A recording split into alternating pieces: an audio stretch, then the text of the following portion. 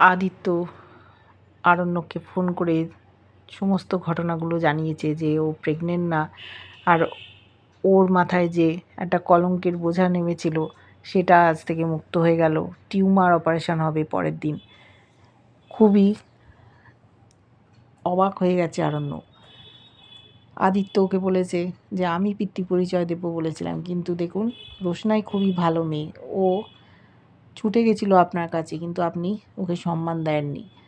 এদিকে রোশনাই অপেক্ষায়, ওর অপারেশন হবে, বাঁচবে কি না কোনো ঠিক নেই। গরিমা ওখানে আছে, আরণ্যকের জন্য অপেক্ষায় বসে আছে, যদি একবার এসে দেখা করতো স্যারজি ভালো হতো, বাঁচবে কি না ঠিক নেই। আশা করেছিল বাচ্চা হবে, কিন্তু বাচ্চা তো হলো না, হলো একটা টিউমার। আদিত্য ওকে সান্ত্বনা দিচ্ছে, সারাক্ষণ বসে আছে রোশনাইয়ের জন্য।